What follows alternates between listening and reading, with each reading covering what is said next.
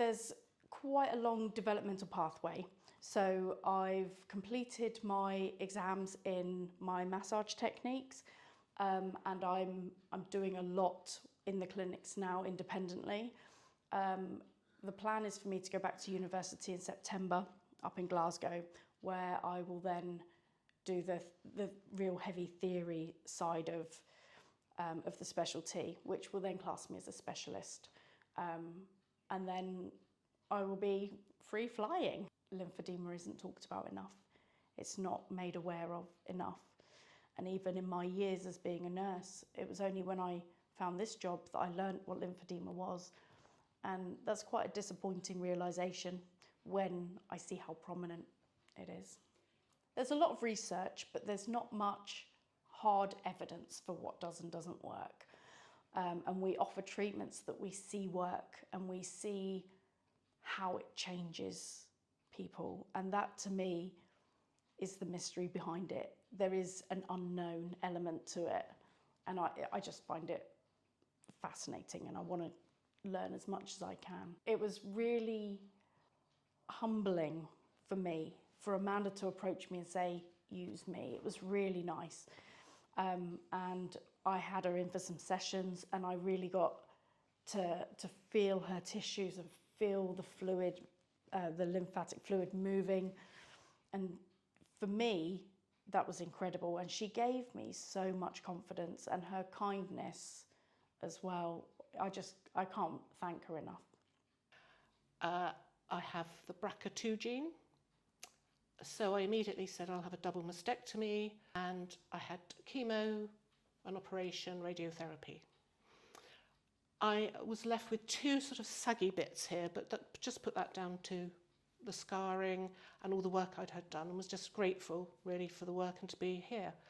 As time went on, the radiotherapy meant that my right boob gravitated onto my armpit.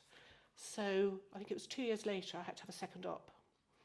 That left me with even deeper scarring and quite an inflamed area here that just wouldn't go down or away. And as time went on, it was getting more and more uncomfortable. I couldn't find a bra that was comfy. Sometimes at night it would get so swollen and itchy. And I did a bit of research on good old Dr. Google and found someone that did lymphedema massage on the Roseland. But it was a long way to go. She only worked 1 day a week, and I didn't find it successful, so I gave up. And then when it started to flare up again, I contacted a breast care nurse and said, I think I've got lymphedema. Do you know of anyone that does it? And they referred me here to Helen. And that's how it all started. After the first session, it was like, oh my God, I don't have to live with this huge swelling, and that's how it felt to me, huge anyway, and discomfort. And I think really after the first treatment, I could feel the difference. And then she started to do some taping as well as massage, and that really helped. And it sort of continued to get better from there. If I've got the taping on, that helps a lot. And Lianne recommended a compression night garment, sort of like a cross between a bra and a corset, really, isn't it? It is. And that helps a lot as well. I mean, I think we got on from the minute we first met. Yes, we did. And yeah. Helen sort of put it to me that Lianne was about to do her final exam. She was absolutely competent. She was raring to go. The only thing she needed was a bit of practice in situ. And I just said automatically, well, if you need a guinea pig, I'm here, because I think I've received so much from the hospice, and particularly from Helen, that any help I can give Lianne to treat more patients like me is what I should be doing.